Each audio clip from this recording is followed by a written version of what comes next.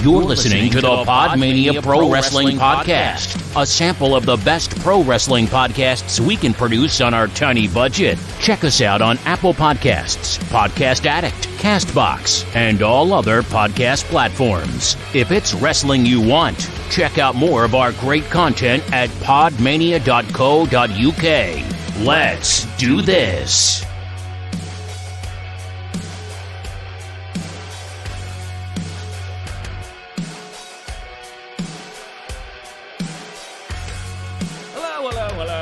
Welcome to another episode of the PodMania Pro Wrestling Podcast, another retro pay-per-view review. I'm your host, Rob Good, and I'm joined as ever by the pioneer of the I Hate James Bay fan club, and a person who hates sentiment so much that he started a 90s tribute band. I am joined by Chris and Garth. How are you, friends?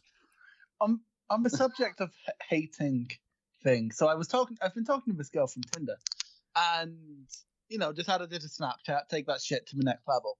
And she was like, "What are you doing tonight?" And I was like, "I'm not quite ready to tell her I have a podcast." But I was like, "I'm just watching the wrestling." And she was like, "Oh," so I was just like, "I'm just watching the wrestling, pretending it was current and not from 1994."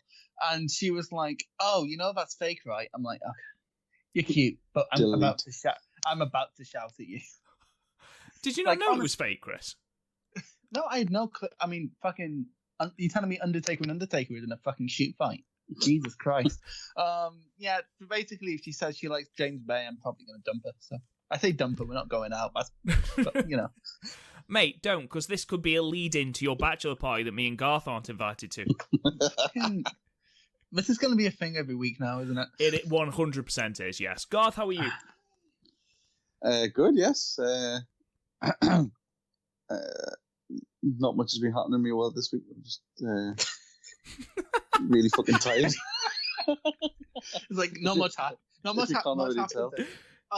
did I tell you my mum doesn't like Newcastle? She told me how fucking violent it is and how angry everyone is from there. And I was like, "Well, you haven't met Gav."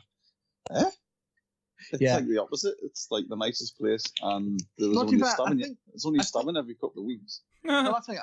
I think with C's, it's a case of everyone who isn't from there thinks everyone who never goes to Glasgow seems to think Glasgow is an awful place, but Glasgow's great. So, Garth, just speaking on the case of being violent, didn't you try and start a Twitter fight with Finn Balor? Being fair, Rob, me and you drank a bit too much and we started it. That is true. We did. Like you loathed. It's the first night I ever tried Newcastle Brown.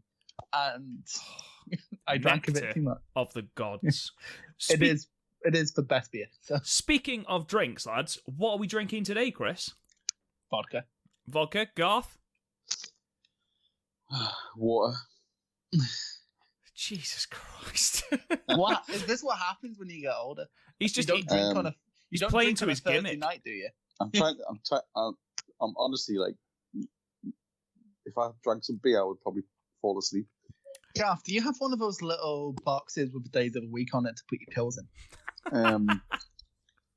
Not yet, but I'm not far off. The order comes tomorrow, does it? I'm drinking beer, guys. I'm drinking Birra Moretti, and it is fucking sweet. Birra Moretti? What the fuck is that? Birra Moretti. It's Italian. It's the highest of class. I've probably pronounced it wrong, but I don't care. It's absolutely gorgeous. Now, You telling me Newcastle Brown is the highest of class? Well, I mean, Newcastle Brown Ale is the kind of beer you drink before you start a fight. Whereas this is the sort of beer you drink before you rob a train. Okay, there's just different. I'll have a pizza, eat pasta, that sort of thing. Anyway, irrelevant of all of that, we are here to do a retro pay-per-view review. We are half an hour late in recording. Would everyone like to know why we are half an hour late recording? Because even you two don't know this, do you? Nope. No. Basically, I have been round to my girlfriend's mum and dad's to have fish and chips. It was very nice. And we've come home, obviously. That's why I'm able to record. And I did a poo that smelled that badly in the toilet that I've had to light a candle and open a window. It's currently closed off with the fan going like a quarantine zone. It is the worst thing I have ever smelt in my life. Now, I can't decide whether it was the fish and chips or the deli meat sandwich that I had for lunch? Oh, the deli meat sandwich, definitely the deli meat sandwich. Do we think that's what it is? I imagine that's what it is. I don't think it would be enough time for the fish and chips to pass. So hang on, this deli meat, is that what it's called? No, I made it myself. Basically, you made the meat yourself? Hang on, what? You raise a pig? Basically, my home abattoir. What? I've been home alone, basically, today, and I decided to make myself a sandwich. And, as you do, because I'm a man and I can't be asked to cook. So I made myself a sandwich, which had salami, some lovely Parma ham, and some Edam cheese. It was absolutely gorgeous.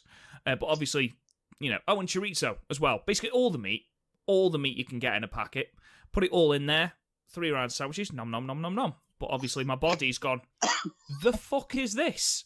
And obviously, I've passed what can only be described as the world's smelliest shit. And I challenge anyone to beat that. It's like in South Park. Bono's the biggest, but Ross is... And to be fair, is it fair to say that as men, left to our own devices, we would just not eat? I would just eat fish finger sandwiches. No, that's the thing. My ex used to hate me because whenever I happened to be home alone, I just wouldn't eat, and she'd get worried. I think it is a lazy thing. If it requires anything more than putting milk on it, I'm not going to eat it. So if it's not cereal or a cup of tea, I ain't drinking it or eating it. No, I used to get into fights with her because she was like, she was like, "Have you eaten today?" I'm like, "Well, I had coconut milk," and she's like, "Well, that's not food." I'm like, "Well, it comes from food." And that was your argument. It comes from food. Coconut milk comes from a food. Garth, tell him.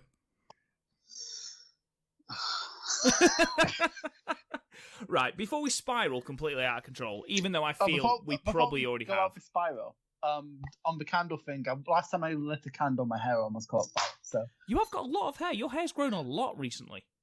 Well, not recent. Well, you say that, but I haven't had it cut in like 2.5 years at this point. So actually, hang on, no, 3 years. 3 years. Neither, since man. the last got cut.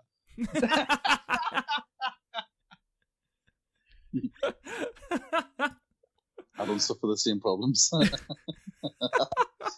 You live your gimmick of old man, don't you, Garth? You really do. Yeah. It's not a gimmick. It's a way of life.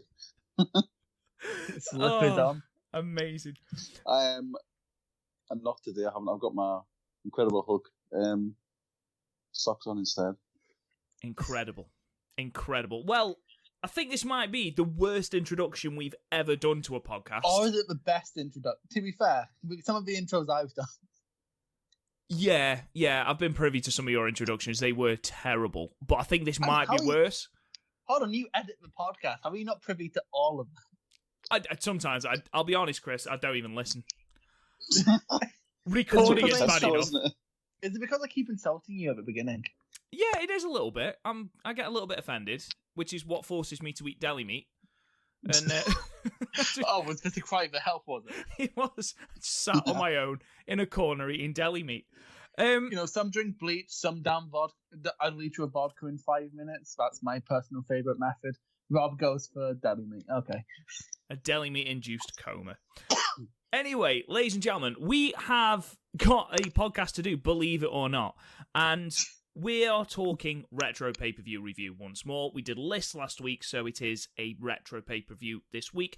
We gave you 3 choices to choose from last week. We had Starrcade 1997. We had Bash. Oh, no, we didn't. What was the other one we had? Clash of Champions. Clash of the Champions 24, which of course was the debut of the Shockmaster, and the eventual winner, SummerSlam 1994. So that is what we are going to be reviewing today. So quickly, before we get into the nitty-gritty of what was going on and everything like that, Chris, what did you think of this pay-per-view?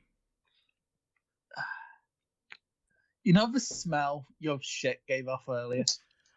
Yes, I'm very familiar with it. But after the candle was lit, so there's something good there. You just have to wade through a lot of bad. Yeah, this card wasn't great. It was a card of 2 halves. Well, 3/3, and 2/3 of it was shit. Yeah, when you consider that Shawn Michaels was in the company and was effectively a manager, it's, you're not utilising your talent very well. Garth, what about you? Macho Man. I think with the Shawn Michaels thing going off as, just looking at it, I don't think he was in any fit state to wrestle. Was this after he got assaulted by a varying amount of semen, depending on who you talk to? No, you're looking at 1997 for that, when he lost his smile. I'm sorry, Gav. Did you just giggle up the word semen? Huh? No, the insinuation. The rumours are there. They are, and days. Shawn Michaels, it does seem to fluctuate the amount of men that, in inverted commas, beat him up. But, yeah, I don't think it was this time, no. Nah. So, anyway, good God.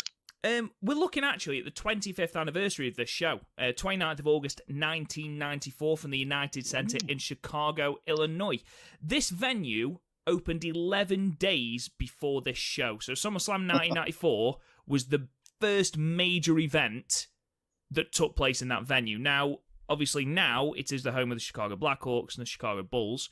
The WWF have never been back there. This is probably because they haunted the place. Maybe. Maybe. With the ghosts of fake Undertaker's career. They say the ghost of fake Undertaker still walks the corridors. You said you could sometimes on a quiet winter night, if you listen, you can hear, "I should have went over." Just prime time Brian Lee. So basically, the reason is that it's just easier to run it from Rosemont because you haven't got clashes with schedules with the Blackhawks and the Chicago Bulls. I just found it very interesting that this is the only show, as in WWF history. They venue though. They Say put again? up a venue quite a lot. They do. Like they cut away from it during Brett and Owen. They do. Speaking of that, 23,000 tickets were sold, according to Pro Wrestling History. For concerts, this venue roughly seats 23,500. So we're looking at near enough a sellout. Well, to be fair, with a wrestling ring, it is a sellout. Yeah, you would have thought so. But this was in a time now where the WWF was coming under incredible scrutiny. Because this was the year of the steroid trial. The jobber whose name completely escapes me, and that is really, really bad, but the jobber who Marty Jannetty broke their neck, he took them to court this year. Vince was getting lambasted in all sorts of press. It was a really, really scary time for the WWF, and Lord knows, because Vince McMahon was obviously on commentary here with Jerry the King Lawler, how Vince manages to compartmentalize the fact that he could have effectively spent 11 years in federal prison, yet he is commentating on Undertaker versus Undertaker. He's an old rich white guy. They don't send those people to prison. Oh, they would have done. You look at the stuff about this, they were making an example out of him at this point. And it's wrestling. Being fair, like, it was just Vince's bullshit catching up to him. It's never been proved. And obviously the government didn't have a case, which is, listening to Bruce Pritchard talk about it, and I know that obviously that is slightly weighted in the corner of Vince podcast that is now hosted on the WWE Network. Yeah. Exactly. It's slightly weighted towards Vince McMahon, but they say that the government never really had anything, which is why they ended up not going after Titan Towers, because originally they wanted to repossess that. Then they decided they weren't going to do that because they realised they couldn't. And then just little pieces of evidence started falling away, and, it transpired that they didn't really have much of a case, supposedly. And that's obviously why, in the end, Vince doesn't go to prison and the WWF aren't found liable. But it's an interesting time. A little bit of background to this pay-per-view, though. We've just come off the back of King of the Ring 1994, which is an interesting pay-per-view, to say the least. They push the new generation, absolutely push it down your throats with loads and loads of segments. This is the new generation. Mention it as well. Yeah. the new generation. We are the new generation. Get rid of the old. We're the new generation. It's weird. Like it's put forward like the new generation happened as soon as Hogan left. This is a good year after Hogan left. Well, Hogan he signed for WCW at this point. It was King of the Ring 93 was his last. Well, it was the last pay-per-view match. He had like a run on the house show in Europe after that, but you know. Yeah, and then he would end up in WCW. In fact, I think in a month's time he would go on to battle Ric Flair at Bash at the Beach for the World Heavyweight Championship. But yeah, interesting. But again, during the King of the Ring, and I found this really, really interesting, King of the Ring 1994 was all promoted the new generation. The main event was between Roddy Piper, who was 40, and Jerry the King Lawler, who was 44. At the time, up until AJ Styles and John Cena took part in the main event of Money in the Bank, that was the oldest pay-per-view main event in company history. And they were advertising the new generation. Bizarre. Cena and... that wasn't in the main event. Was that not the main event? No, it was the Money in the Bank match. It was the main event. What, the year Cena and AJ battled? 2006? Yeah. Wait, no, that was Roman and Seth. 2016 was Roman and Seth, and then Dean cashed in, wasn't it? Yeah. Because that was the year of the brand split. The brand split. This pay-per-view did all right, though. SummerSlam had a 1.3 buy rate, which was the same as 1993. 1993 was an absolute shower of shit, which culminated, obviously, with Lex Luger being coronated despite having not won the championship. But crucially, it is 0.4 up from the next year, 1995, which is... Wasn't it Mabel and Diesel that year? Yes, that was the year that Diesel won King of the... Mabel won King of the Ring. Diesel, that which King makes Mabel. The Mack truck go. I fucking hate Diesel. We'll get on to Diesel. He's a very bland character. Anyway, moving on to the actual show, rather than given any sort of video package at all, we just enter on the SummerSlam graphic, and we're welcomed by Macho Man Randy Savage's music. It's fucking so random. It is. You literally, there's nothing. There's no sponsorship or anything. You just cut straight into the show, straight into Randy Savage. At this point? Well, Domino's. To be fair, Domino's is not known for their quality, much like WWE. So, well, there you go. So Randy Savage comes to the ring, and basically introduces Vince and Jerry the King Lawler. Fucks off. And fucks off. Because the thing is, he gets on the thing, he's like, I better get down there and do my thing. Yes. And I was thinking, I was like, because I hadn't seen it in a while, I was like, what did Randy Savage do in this? Absolutely nothing. No, but I think I'd forgotten the card going in, and I was like, he must be in the first match. Okay. That's a weird entrance, but that's fine. But no, he just fucks off. He basically presumably had to go drunk text Elizabeth. So yeah, he basically acts as a master of ceremonies. You've got Randy Savage on the card, and he acts as a master of ceremonies. Now, but it was gone. Yeah. In the next month or so. So depending on who you believe, there are some people who staunchly say that Randy did not want to work. He does not want to wrestle. He wanted to sort of transfer his skills to commentary and backstage and, putting younger talent over that way. However, there are also people who say that Randy did want to work, and it was Vince that wanted that. Now, just remembering that in November of this year, so this pay-per-view happens in August, this was his last pay-per-view appearance. He taped his last televised appearances in mid-October, and then he was signed with WCW by the first weekend in November. And then wrestled with them for 5 years. Then wrestled and became their world champion on several occasions. So and every time Hogan fucked it up, but I mean, you've got... Do you think he wanted to wrestle Garth? Do you think this was Vince, or do you think this was Randy? I think maybe he didn't want to wrestle for Vince.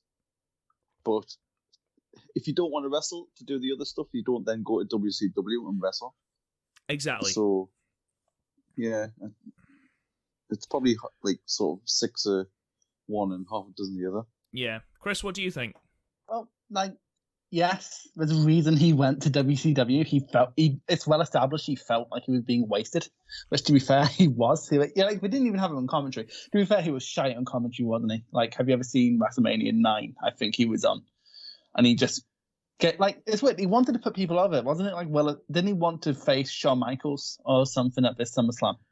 There was a 2-year plan that ended up, I believe, in a hair versus hair match. I believe was the culmination. But yeah, he ultimately wanted to put Shawn over in this 2-year thing that he pitched. So that would also lead to, you assuming that he did want to wrestle. But it's the company line, and again, everyone that comes out of the WWE or everything that comes out of the WWE says that Randy didn't want to wrestle anymore. He didn't want to be fucked up by the time he was 50 by taking bumps. And, Randy took a lot more outrageous bumps than many at that time. So it's... Cough, Hogan. Yeah, exactly. Warrior, for example.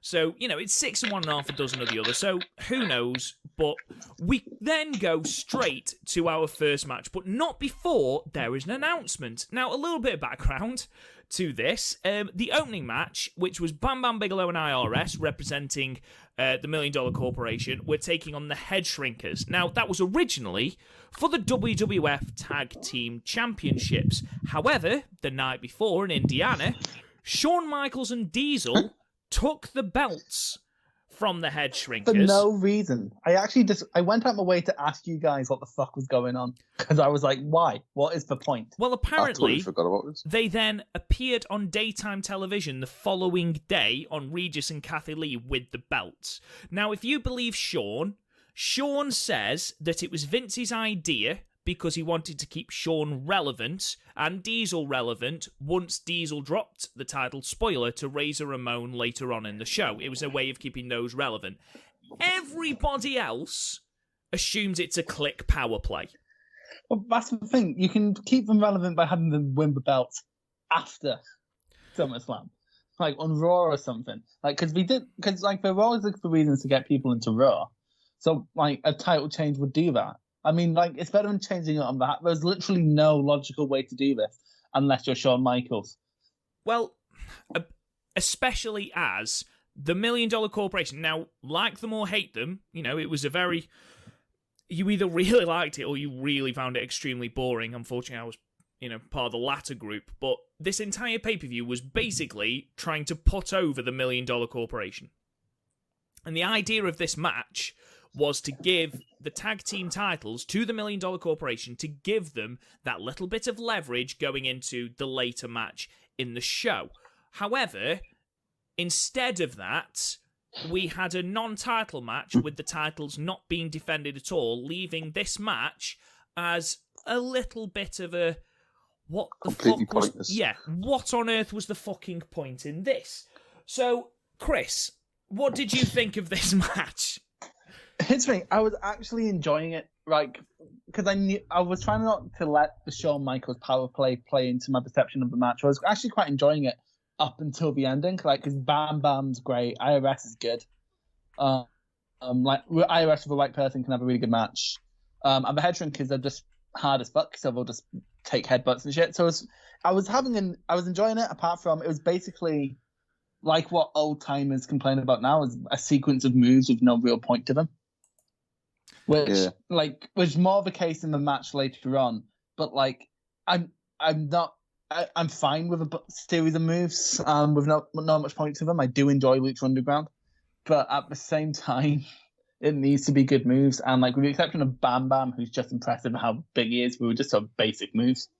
Yeah, so, you got the splashes from the Head Shrinkers. Apart from that, you got IRS locking in a series of headlocks. I mean, fair play to him for wrestling in slacks and suspenders, britches. Absolutely fair play to him. But it did lack that drama, and I think it was drama that, having the titles on the line probably would have provided. Garth, what about you? I mean, it was a fun tag match. It was all right. I mean, the fact that there was nothing on the line kind of sort of hurt it. It was good to see Ted DiBiase out there, though. Lou Albano as well. Captain Lou, mad Captain Lou. Billy. Apart from that bump that he takes, Yeah, that was atrocious. it's like he just hangs onto the rope and slowly lowers himself down. I feel if my dad gave up all sense of personal grooming, he'd look like Captain Lou Albano. And wore all of his shirts like open. No. Here's the thing. My dad is like looks like a tramp. He just wears shorts all the time, and like will wear the same shirt like for 3 days, but because he's sleeping half the day, they don't really get dirty. Sounds like he's got the ideal life. Well, he's 65, so fair play to him. Fair play to him. But it was good. What was good, I really enjoyed the sort of double face slam. The double stroke. Yeah, and then the move that obviously the Usos sort of took off from the splash. Believe it or not, it was only at that point where it clicked. It's like, oh fuck, that's Rikishi. Yeah. Because they have their fucking hair in front of their face half the time, so you can't tell who's they. But like you said, the ending was fucking stupid. Like, obviously, Ted DiBiase is doing his thing. Afa comes in. The ref's like, you should be in here. Ring the bell. Of all the and things, then they go backstage. Yeah, of all the things to get this match thrown out, it was Afa entering the ring. And then, we then get the slowest brawl backstage with IRS physically just walking at one point. Not brawling, physically just walking backstage. He was like, fuck this shit, I'm gone. Captain Lou Albano is 125 years old and can move faster than IRS did back to the... Exactly. And you look at that bump he took, and he can still move quicker than IRS. He's trying to outrun death at that point, so... True. Dave Meltzer gave this a dud. I think that's slightly unfair. I enjoyed this up until the shitty finish made this below average for me. But like until then, it was like a fine. It was like a 5, maybe 6 out of 10 house show match. But then they did that shitty finish and they put it down to a 3. I gave it a 5. I got 5, so should we split it? Yeah, let's go 4. I'm fine with 4 because like when I look at stuff I've given 5 on this show, it's sort of like it doesn't quite reach that. So yeah, that is true. I love Bam Bam. I really hope we do something good with Bam Bam in the future. They don't. No, I mean like we watch something with Bam Bam being good in the future. ECW. No, I was about to say basically ECW and New Japan is basically our only options at that point. Yeah, because they did fuck all with him in the WWF, and they did fuck all with him in WCW. No, exactly. So it is. That's quite depressing, actually. It is a little bit because he's great. He's not like top 10 big men, but like for someone his size, like the headbutt or even the moonsault he does is great. Oh, I missed the headbutt in this match. Fucking hell! Yeah, Jesus. I'm not surprised that people don't do it anymore. Because honestly, it's slamming into the mat. Jesus To be Christ. fair, when it comes to the headbutt, Bam Bam isn't the biggest problem. No, the biggest exponent of it. Yeah, but Harley Race actually regrets inventing that move. He's come out in interviews and said this, hasn't he? Yeah, well, yeah, he did before he died. But, you know. Yeah, true. We then cut to one of several, the first of several, hilarious skits of Leslie Nielsen, obviously famous for, things like Airplane and Police Squad and the Naked Gun films, on the search for The Undertaker. I actually quickly, I have in my notes, who's this? If you watch Naked Gun, it has a convicted murderer in it, so a very famous convicted murderer. I think all of our picks for next time has a convicted murderer in it, so yeah, true. I had no time for this at all. It was prop comedy. You'd got people standing on a case and you're on the case, and it was, oh my god. And then there was a man in the case closed. Oh, it was prop comedy, cheesy prop comedy at its worst. It's the sort of thing that R-Truth used to do before he became over again with the 24/7 title. It was cringeworthy. It's the difference between Mr. Bean and Carrot Top. Yeah. Oh God, Carrot fucking Top. It just made no sense to add this into the show. Because what's the point in searching for The Undertaker when you know that at the end of the show he's going to be in the fucking arena anyway? Imagine if he wasn't. Yeah, just no-showed it. Sorry, no main event. we just brought in someone else who vaguely looks like a shorter Undertaker. Thankfully, this was short-lived, and we aren't blessed with them throughout the show, thank Christ.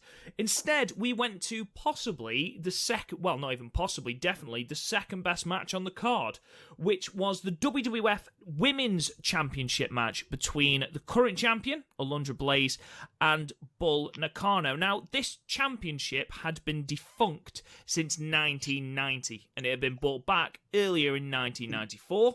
Alundra And will Blaze... be defunct not long after. Exactly, when she then goes to WCW and throws it in the No, bin. Didn't they release the entirety of a women's division later this year? What women's division? No, it's basically All Japan, the All Japan women's wrestling roster. I don't think they were ever officially signed to the WWF because... I think Alundra was, I think. Alundra was, Well, yes. how long was it before Alundra went and dumped the title in the bin? That was 95 or 96, I think.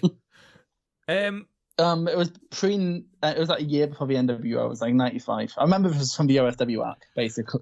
Yeah, exactly. Basically, Luna Vachon was brought in to challenge Blaze originally.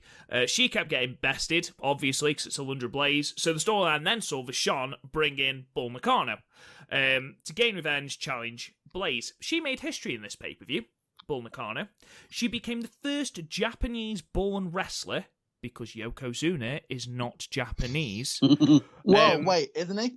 Kayfabe, mate. Kayfabe. Sorry. I mean, in my OSW, in my Fire Pro Wrestling promotion mode, he's under the free agents in Japan, so, like, someone's lying to me. Shit. Sorry, Chris. Sorry. But she became the first Japanese-born wrestler to challenge for a WWF title on a WWF pay-per-view. The next person, Chris, who do you think it'd be? Fuck. I forget his name, but, like, the dude who beat Brett on a random in your house. Hakushi. There we go. Oh, the guy who... Rob Van Dam. Hakushi. Hakushi. Nope. There we go. Nope, it's not No. Hakushi. Nope. Is it Aja Kong? Nope. Oh. Did Aja Kong fight for WWF? Let's put it this way, Mr. Chris. Fuji. The Californian native. Chris, let's put it this way. There's a reason I've asked you. Oh, Christ, I'm going to feel stupid now. You are, yes. Correct. Is it someone still currently wrestling? Yeah. Is it somebody in New Japan? Yeah. Is it In New somebody Japan? who is fucking terrifying? Oh, No. it's Taka Michinoku. It is Taka Michinoku, yes. The next person to compete for a WWF Championship who's Japanese-born was Taka Michinoku at the end of 1997 on the D-Generation X pay-per-view, where he'd win the Light Heavyweight Championship. For 3 years. 3 years in between that. But yes, Bull Nakano, the first person. This match was great, Chris. This match was good, but also, very quickly, can I bring mention to... I like he jumped straight to me. It's like the Japanese and Joshi fan. But Lawler was insufferable during this match. Oh, he's fucking dreadful, wasn't it? Every time a woman is on screen, he's insufferable. And it's weird, because like we know about Lawler, and we know that Bull Nakano is older than his normal type. But Yeah, I feel bad for making that joke. that's going to have to be cut, isn't it? Hang on, everyone pause. Don't cut that. Don't cut that. But anyway, no. At least we didn't mention Macho Man and Steph earlier. That is true. That is It true. took all my might not to. But basically, do you want Lawler to be mad at us or Vince to be mad at us? Is basically the question you're asking. Fucking bring it on from both of them. You little bitches. But yeah, this is probably the second objectively best match on the card. Honestly, given more time, I think this could have been something awesome. But obviously, sort of going through the motions because we were only given 8 minutes. The speed Alundra Blaze moves is impressive, especially for the time. You can tell she's worked in Japan. No, exactly. Because if you watch Stardom, half the appeal is how it's basically New Japan in fast forward. So yeah, I mean, these but two USA showed chance, and they can fuck off. Oh, fucking, that was... I've got that in my notes. Just insufferable. just quickly. Neither woman from the USA. Again, which Wait, they where's always the seem to one do. from? She was originally born in Italy. What, really? I didn't know that. Okay, cool. You learn something all the time on this podcast, Chris. I know, right? I know. Yeah, this match was great. Again, Alundra Blaze worked at a real pace. She worked as the underdog throughout pretty much this entire match with Bull Nakano dominating. She misses a leg drop, and that eventually proves the opening for the German suplex. That came from nowhere. The finish to this match. Impressive. It was incredibly impressive. She missed the leg drop and then just boom straight into the it's one of like two matches on the whole card that felt like a fight. Like felt like someone going for the win as opposed to fucking about to get over. Yeah. Like again, both fast start. I love drop kicks, which is sort of a staple of Joshi, from what I understand. Sorry. That's thing. This is the closest to a modern. Like this could be a mod match on Raw, and people would go, "Yeah, that's a good match to be on Raw." Like a pop-up powerbomb counted into a Frankensteiner. That's just a common modern day spot. So, but at the time, it was massive, quite a rare thing. Yeah, exactly. And they had I forget what it's called, but Paige used to use it as well back in NXT. That submission that Bull Nakano did. Oh, it was so good, like the stretch. Exactly. PTO. Yeah, exactly. Yeah, that. Page Turner. The Page Turner. No, it wasn't the Page Turner because that's the move. I'm talking about the submission. Oh, okay. Rampage. No, that's the DDT thing. It was the something. It was the something lock that William Regal shouted back at WWE Arrival. A review that never happened and probably never will. But thanks, Rob. It's all right, mate. But yeah, like a roll up, that was a great spot, and if it was done faster, it'd definitely bump this up a whole mark. Was the roll up kicked out into an armbar? Yeah, that was great. But again, Chris, you look at this match, and you look at the moves. You know, you mentioned the powerbomb counted into a Frankenstein. You mentioned the kick out into an armbar, and yeah, nowadays that's almost commonplace. No, exactly, but I wasn't expecting it on this show. No, I'm not saying that. What I'm going to say is, you look at that in 1994, and then look where we progressed to in 2007, where we got women cleaning cars in their bikinis. No, that's the thing. Wrestling, women's wrestling in the US wasn't this good in WWE until 21 years after this, when they started calling up Sasha and Bayley. Exactly. And to go from basically 1994 to then go 2004. Yeah, exactly. I mean, with the exception of people like Lita and Trish. Exactly. Candice Michelle, Kelly. It's basically it makes Christy Hemme. In 2004, and I'm sure we'll get onto this next time at some point on 2 out of 3 of our shows. But we have selected, but like 2004 Divas division might as well have been Divas, get your tits out for the lads. That may as well have been their motto. That's what it was. It was an over-sexualized product to appeal to adolescents. You want tits? Exactly. We've got them. And when I was 10, it did definitely give me confusing feelings. But nowadays, I'm looking for something more. More than tits, idiot. Overall, I also want Astrop. Overall, a good match, a really good match. Far ahead of its time. Could have been a bit quicker. I think you're right, Chris. I think it did suffer from a lack of time invested in the match. I gave it... we didn't have time to start. No. I gave it 7. Yep, 7. I gave it 6, but I think that's just because I was... This is the one time this happened on the whole show. I try not to let modern wrestling get into this, but I'm in a Stardom kick right now that the G1's finished, so I can catch up. And I'm just sitting there thinking... I could be watching Momo versus B. Priestley right now. But instead, you have Todd Pettengill talking to Diesel and Shawn. Now... What a segue. Jesus. Diesel and Shawn off their fucking trees. No, that's the thing. Shawn Michaels claims, when he failed the drug test, someone put So it was in his pancakes or something. Like literally, that's what he claimed. If you want, it was his. I know Garth doesn't watch it because overexposure to Shawn Michaels for Garth brings him out in hives. But it was on his DVD, like Triumph and Heartbreak. I think it was like a dual release with his book, and he claims, and this is after he became Christian, and of course Christians can't lie. And he was like, "Oh, it was like steroids in my cake or something." Bullshit. Yeah, 100% bullshit, because it was both of them. Both of them looked hammered. The way that Shawn was stroking Pettengill as he was trying to do this interview. I mean, don't get me wrong, Todd Pettengill is a black hole of charisma. He's the worst thing in the world. He's shit. But to then have... It's funny, but I'm pretty sure that's the early comments when I took over the Young Lion. And they were just from us. I mean, you got Diesel yelling this promo that was disjointed and made no sense, and then you got Shawn, who, yeah, he was overacting. Yes, he's this smarmy twat, that's his character, but you could just tell he wasn't there, not properly. That's kind of why I loved it, though. Like, he was like, I'm not in the match, well, let's fucking get high. It was a fucking car crash of a segment. A real It's like Kendrick Lamar on in the background, despite the fact because it's 20 years before Kendrick Lamar was even a thing. But, you know. Ultimately, what did we get from this segment? I'm trying to look for it. Here we go. They're champions for some reason. Nash clearly doesn't care, and I love it. Who is Walter Payton? Well, Walter Payton, believe it or not...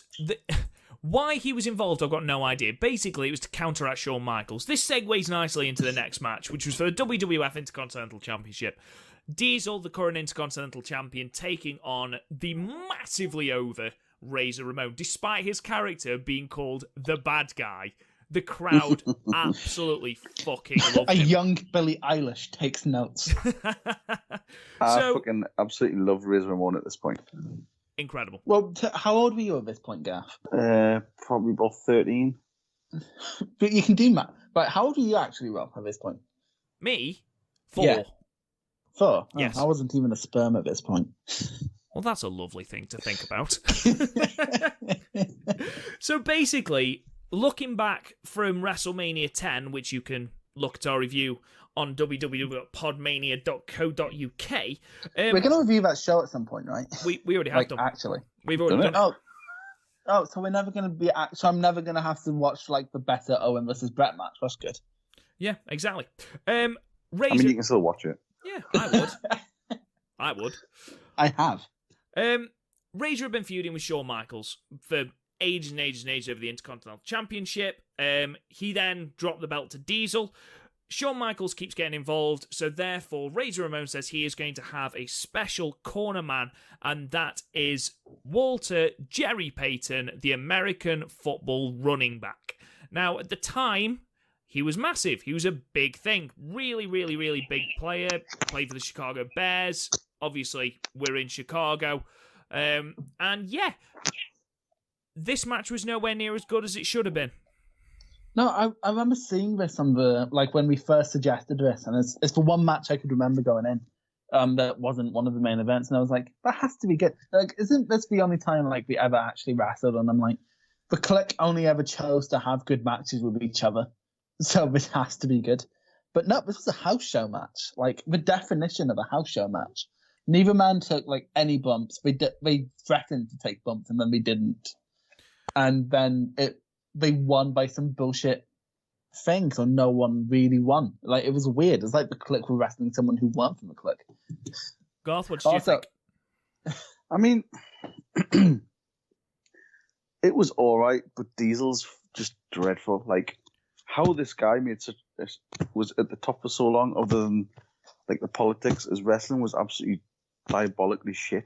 Like, I'm not even joking. Like, one of the worst performers. Like, Razor carried him in this match. Like, Razor bumped like a motherfucker. Kevin is much better in a backstage role, especially in TNA. Like, as the enforcer, as he was, and as the sort of big guy in like the NWO and stuff, he was fine because he didn't actually have to do a lot. But when he's in a match like this, it just shows you is just how incredibly slow and cumbersome he is. Great power number. Oh, a good powerbomb. He does those elbows that are sort of his signature elbow in the corner.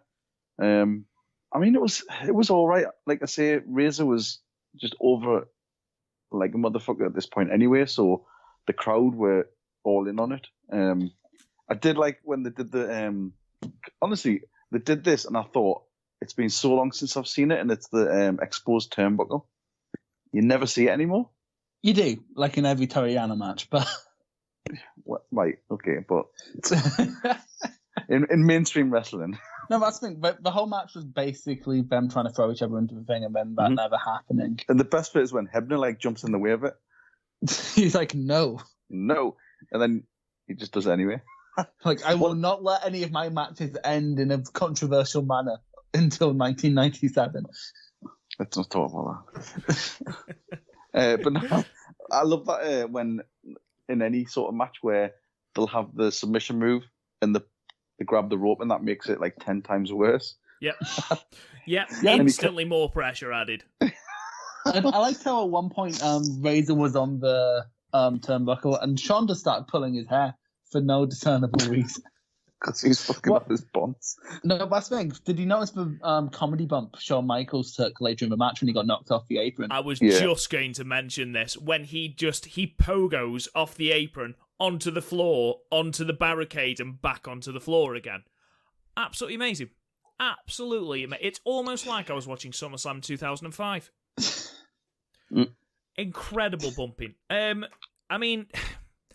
The whole point of Sweetness, because that's apparently his nickname, was to keep Shawn Michaels at bay, was to keep Shawn Michaels from interfering. He did fuck all. He stood there. Even when Shawn Michaels was interfering, he'd walk sort of towards him and then walk back. Shawn clearly was not interested in this match at all, and to be honest, neither was Diesel. Neither man got the finishing move off, and it ended with a roll-up. Yeah. So, Shawn Michaels entered the ring, goes to hit Razor with the Sweet Chin Music, misses, hits Diesel, and then runs away. Razor covers after the longest time between finishing move and pinfall. It was almost a joke how long that was. And then Diesel basically chases Shawn off, and that would then continue because following this now, Shawn would again super kick Diesel by accident because Shawn apparently is a bellend, and this would happen at Survivor Series 1994. Diesel would then turn on Michaels and would sort of cement that face turn. They'd vacate the tag team championships at this point. 3 days after Survivor Series 94, Bob Backlund put Diesel over, and that is where Diesel won the World Championship in a match that lasted 8 seconds. Shawn then feuded with him, and that was then the WrestleMania 11 match. Wasn't the main event. No, because the WWE Championship shouldn't be the main event. No. We're going to put Bam Bam Bigelow against an NFL player as the main event of that WrestleMania. Lawrence Taylor. Just utter chaos, this match. Just an absolute mindfuck. You're absolutely right, Chris. You think click against click. Look at the Razor Ramon versus 1-2-3 Kid matches. Brilliant. No, exactly. Look at Shawn versus... Basically look at any Click member against any Click member who isn't Kevin Nash. But then Diesel can have good matches. Diesel's match against Shawn Michaels at WrestleMania 11 is a decent match. Apart from when Shawn decided not to go up for the Powerbomb. Yeah. As a little bit of a fuck you. It was like Survivor Series 95 or something, his match with Brett. That was great. It should have been better, and I said this at the start of the segment, it should have been better than it was, and it wasn't. Kevin Nash versus the entire TV X division when he stopped caring, that was great. Just utter shit. I gave it 5. See, I gave it 5, but I'm thinking about it now, but there's no match in this match. That's something. That's something I heavily criticized Corbin versus Seth for earlier in the year, and I'm inclined to give it a lower rating just because there's nothing. You're right. In the match, as it's actually, looking at it in a nutshell, there are no moves to speak of. It's a lot of rest holds. It's a lot of running into corners and hitting moves in the corners, those Nash elbows that you were talking about. But there wasn't anything. I mean, I don't know about you, but my notes for this match, I don't have any moves really at all, and most of them are about Shawn dicking about on the outside. No, like what I have is basically the fuck is up with Diesel's theme, because I remember it being bluesy, but it's not. It was just the fucking me. Oh, that's terrible. That was the one where he started coming in. That was the Kevin Nash, wasn't it? The blues one.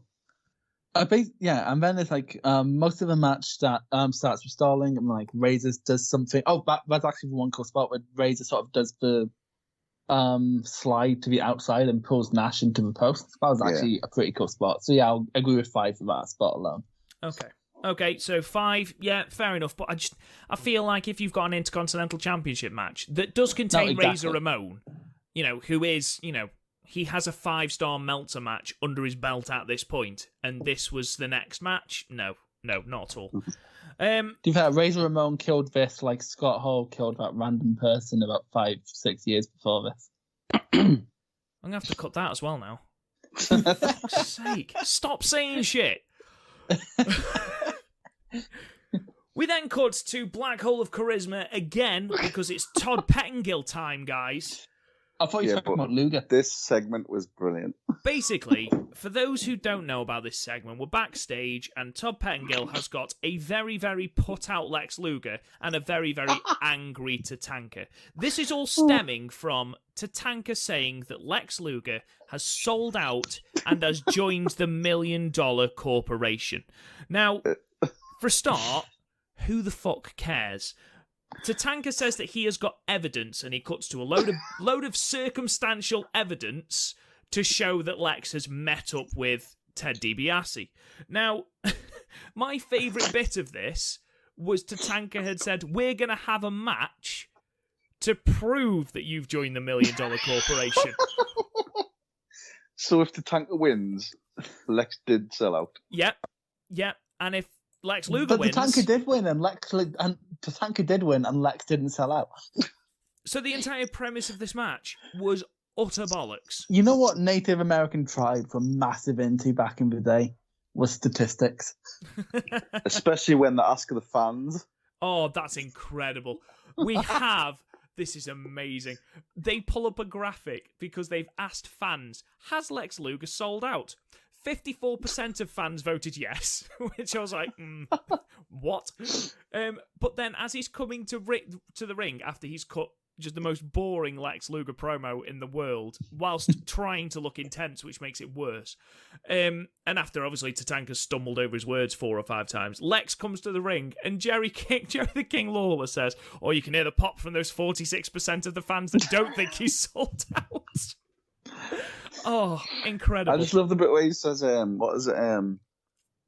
we've got pictures from Ted DiBiase going into your dressing room today. And like... That proves nothing other than they're in a relationship. That's all that proves. And like, Tatanka's like, what's in the bag, huh? And I was just thinking, steroids? Vince is like, shut up. He did change the subject very quickly now that I think about it. He did. Now, this match was shit. This match was awful. Absolute. Like, but again, it's like how people complain about like Halftime Heat or something, or like any Chikara match is just a series of moves. But then this is a series of really shit moves. Well, old timers don't have a leg to stand on. When Lex was at wrestling school for the day, he must have been at the toilet when they taught about selling. Yeah, Lex is like a 10-year veteran at this point. He just doesn't fucking sell. No, he doesn't at all. And when you think that the main point of this match was Tatanka getting to the top rope and everyone going, oh, and they just jumped down and punched Lex Luger. And it was like, are you kidding me? That's it. Move. That's ridiculous. So we get to 6 minutes into this match, and Ted DiBiase is back at ringside now with the bag, presumably of steroids, at ringside. And, he's trying to make Lex Luger sell out. He's tempting him with money. And he puts him off, and Tatanka wins with a roll-up. So it turns out that Lex Luger must have joined the $1 Million Corporation because that was the stipulation of the match. Am I right? You lose. Exactly. You lose, you're part of the $1 Million Corporation. To be completely fair, Tatanka needed the money to start up his casino. That is. So. What followed then? To be fair, as well, I think this did genuinely swerve the fans. Yeah. It was a Russo swerve, though. It was like a swerve that served no purpose. I think at the time, I might have been like, what are you doing? What's going on? No, it was a swerve for the purposes of just a swerve. That's literally the only reason for this swerve. It was Also, bizarre. the beatdown that happened it happened for like 5 minutes more than it had to. That's my next note. I've got that written as well. Which coincidentally is the name of Rob's sex tape, but you know. The beatdown was appalling. It was was it 4 Samoan drops and then a load of kicks? But then he kept going back for more. It was a Roman Reigns match. You can blatantly tell it was like, guys, quick, fill some time. It was the worst heel turn. You know what we needed more of on this show was stalling. We did. No. We did. And Tatanka's heel turn didn't really make a lot of sense, really. Because it's Tatanka. Tell you what, though, it's like how Native Americans are always the bad guys in cowboy movies. Yeah, pretty much. You know what I loved at the start of this match, though? Was Vince going, will we see a scientific matchup? No. It's Tatanka and Lex Luger. Like, I understand saying that at the beginning of Brett and Owen, but at the start of Brett and Owen, it's like, this isn't going to be scientific at all. I'm like, they're hearts. Unless your name is Teddy, it's going to be scientific. Exactly. After this match, led backstage, Tatanka's yelling some bollocks into the camera. Monsoon is on the hotline. Yeah, Monsoon is on the hotline, which... I know. Imagine, it's like, right? get rid of the old man. Yeah, exactly. No, just put him on the phone. Imagine if, you call the hotline and you get to talk to a wrestler, right? Imagine if your family allowed you to do it and you got Tatanka or Virgil or, like, some jobber. Like, you got Max Moon or some shit. You got Ludwig Quang. Borger. You got Quang or fucking... Who else was there? Imagine if you... Like, Americans can't understand the British Bulldog. Imagine if you get the British Bulldog and say, oh, yeah, fucking... There's no bull in this British Bulldog, yeah. Why would he sound like that? Alright, I can't do impressions, okay? I've given it away. Really? Really? You can't do impressions? Fuck I'm a me. Scottish person who can't do a Scottish accent, so... Anyway, as far as the $1 Million Corporation goes, Ted DiBiase continued to manage it. He eventually left in 1996 and would eventually go on to be the, in inverted commas, financier of the NWO and WCW. None of the wrestlers during this time won a championship under his management. What the fuck was the point in this? It's like how Mr. Fuji kept trading down. True. It's like if you traded Blue Eyes White Dragon for Kariba. I don't understand it. I mean, Tatanka and Luger continued to feud until they faced each other at 1994's Survivor Series, and Bigelow was fired. So, from the stable, not from the company. What ratings are we giving this? 3. I'm happy with that. I've got 4, but yeah.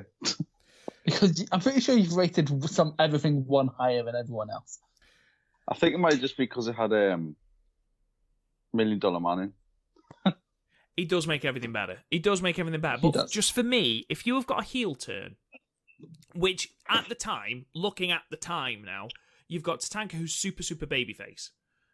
He's, not beloved by fans because it's fucking Tatanka, but, he's super babyface. So to have this heel turn is, as Garth mentioned, quite, fucking hell. Tatanka's heel. But even that was boring. The beatdown of Lex Luger was made boring because Lex Luger and Tatanka are fucking dull. It's like the Lex Luger's idea of selling is going ah. Oh god, yeah. It is. It's one of the most boring matches I've ever seen. Lex Luger's selling is someone's girlfriend trying to pretend they're enjoying themselves.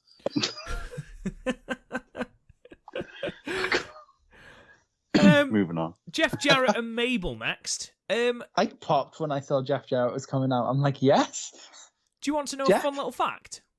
Go ahead. There was no feud between these two heading into SummerSlam. I think you find it's between country music and rap, the two genres that white girls on Tinder say they don't enjoy. This had 1 week of build based on that, because to be fair, Okay, lads, what side of the divide do we stand?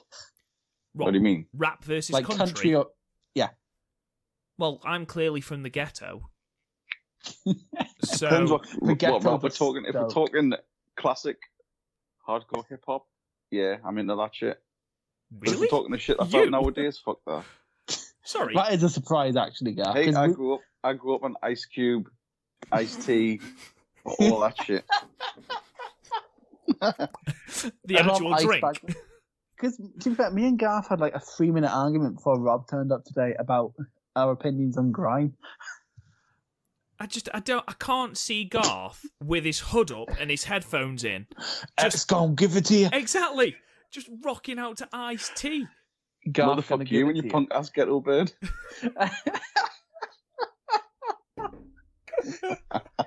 To be fair, because of how old, despite the fact I've met Garth in person a few times, I perceive him as as old as my dad. So I do imagine him sitting at home listening to Kanye Twitty on vinyl. I thought he was your dad. I know you're my podcast dad. So yeah, basically, Jarrett's Or my main podcast feud daddies.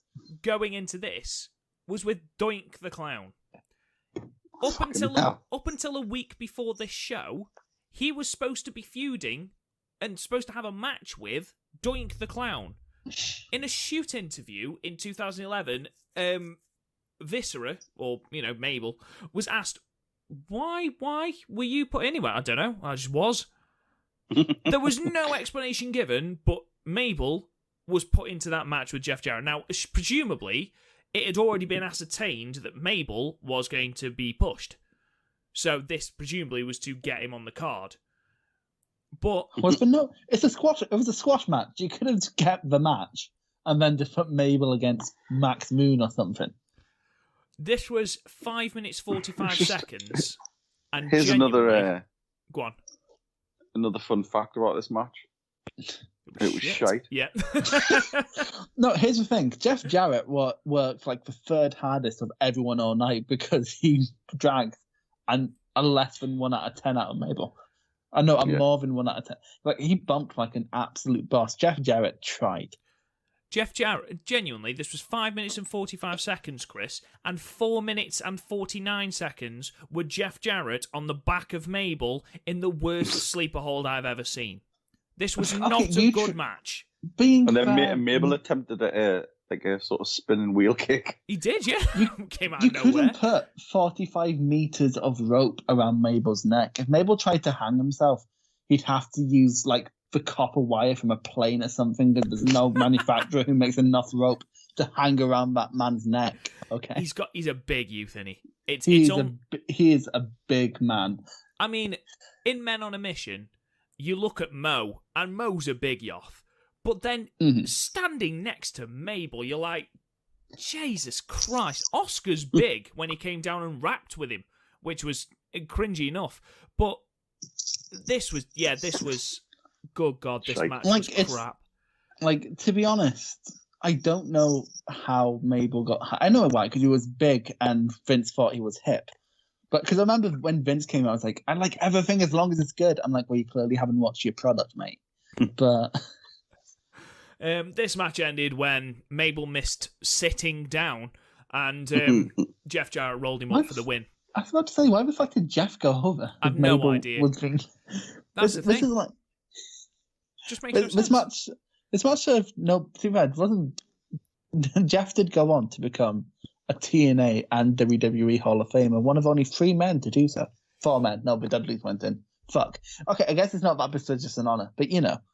The TNA Hall of Fame is not a prestigious honor anyway. No, it's sort of like being in the PodMania Hall of Fame, except ours is more exclusive. True, we've only done one class so far. I was about to say Gail Kim's never making it into ours. Oh, Hebner's not making it into ours, just because Garth would shout at him. You screw Brett! How fucking murder Earl, can I just ask you a question? Why the fuck just... Started a fight with him. I'm pretty sure, like, in this year's Hall of Fame, and either me or Rob suggest Shawn Michaels, Garth will just leave. It's just like, what about Shawn? Garth Jackson has left the chat. What are we giving this match then? I gave it 2. I forgot to rate this match. I give it 2 as well. Shocking. That's the thing. Jeff Jarrett trying makes this more than a 1, but there's nothing Jeff could have done. Like, realistically, Okada could have went against Mabel and done nothing. Yeah. So, yeah. It was what dreadful. help did Jeff Jarrett had? It was dreadful. Are you giving it 2 then, Chris, or are you just going with our better judgment? I'm just gonna agree with you because I genuinely forgot to rate this match. Meltzer gave it less than 1 star. He gave it 0.75, so it sort of gives Yeah, you... but Meltzer also gave Kenta versus Ospreay 4.5. Well, yeah, that's true. This got 0.75 stars and wasn't the lowest rated match on the card. Jesus. Which we'll get into. So basically now at this point, the WWF are stalling because unlike nowadays where the cage is suspended above the ring, they've actually got to construct that fucking thing. So now... Go on. Have you guys ever been to an indie show with a cage match? No. I have, because ICW do cage matches from time to time, and it is like that. Like, they have intermission just before the cage match so they can construct it. It was obvious what they were doing. I don't have any issue with it because the blue cage is such a sexy beast. I don't have any issues. I miss it because no one can see through the current cage. Yeah, but I think that's more the fact that the squares are smaller as opposed to the colour of it. Well, why not have, to be fair, they have a big red Hell in a Cell, have a big blue cage. Suppose. Pitch it to Vince, see what he says. Good shit.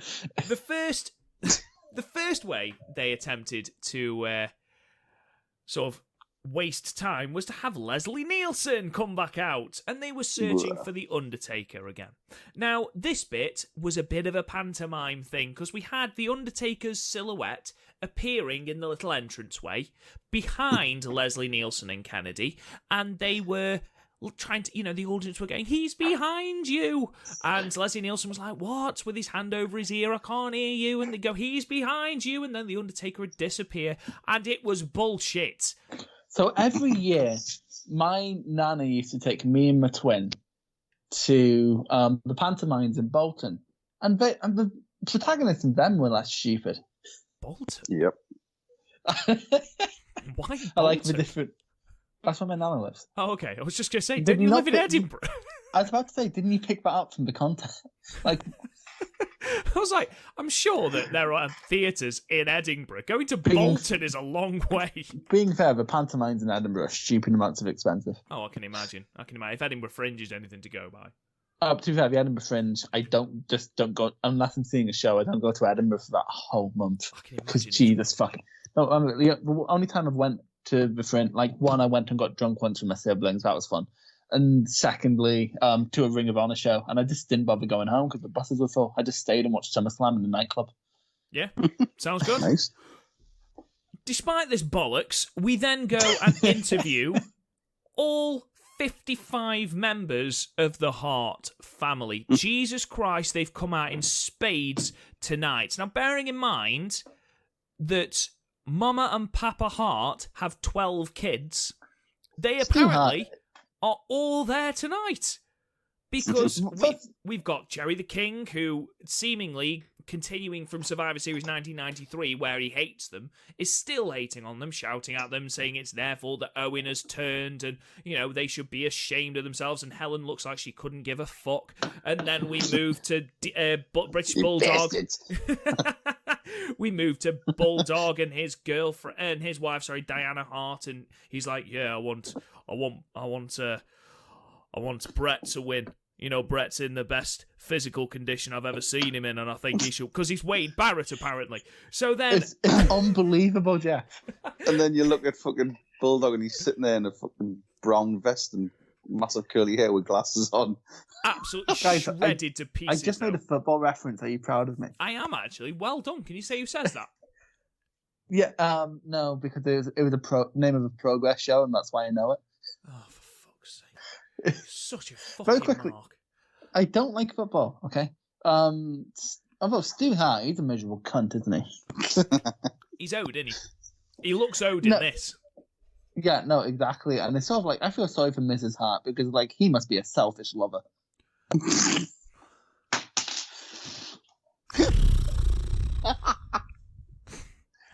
okay. I have no comeback for that at all. No, because we all know he's a selfish lover.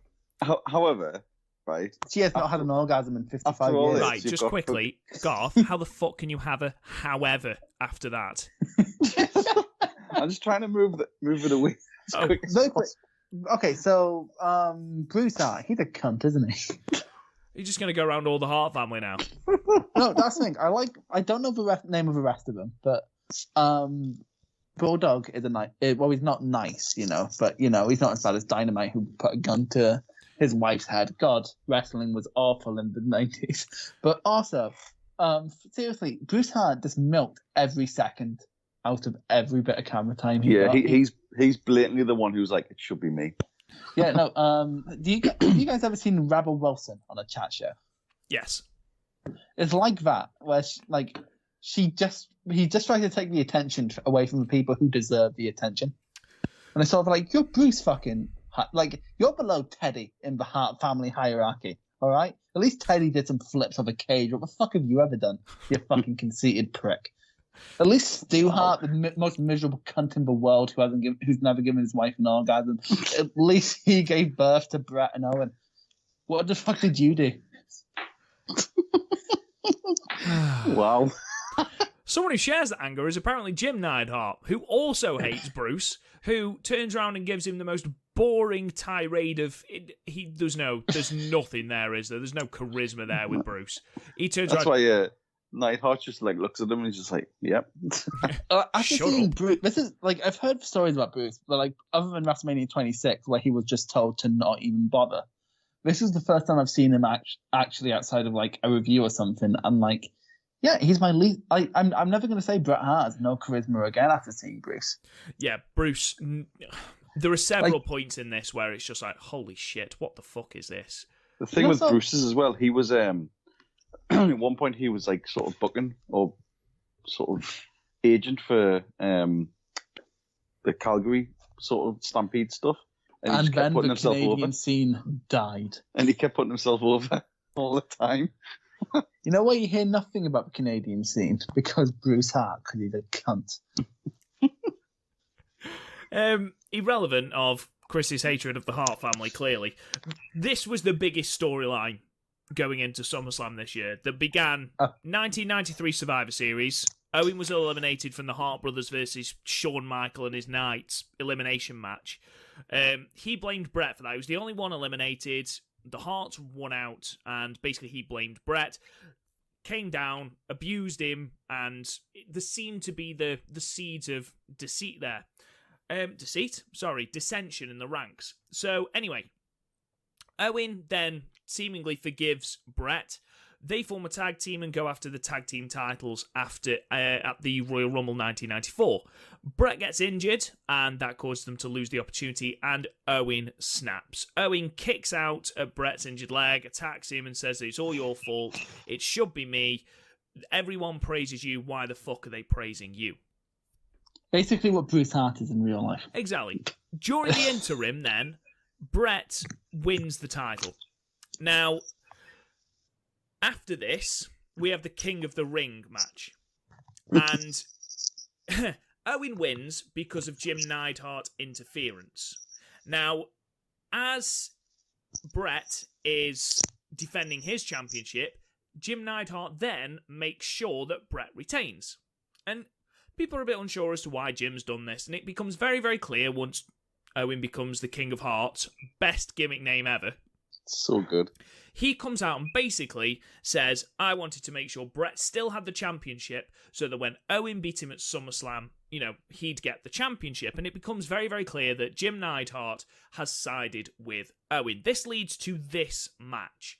Now, Bret has never been the best on the microphone. He'd improve in like 1997, cutting the heel promos with the Hart Foundation.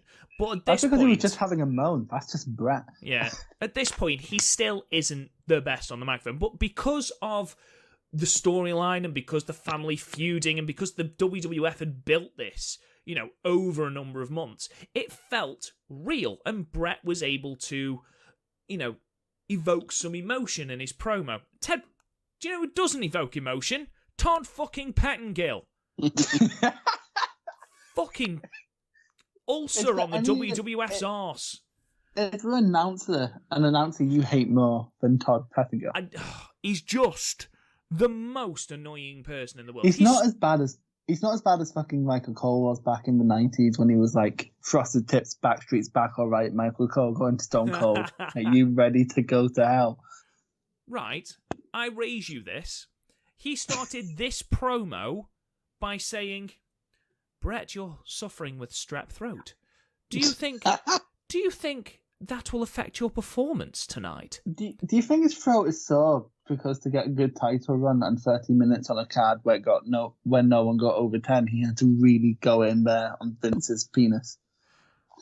Now that was HBK's job. Brett responds to Todd by saying, "Shut up." Yeah, shut up. What?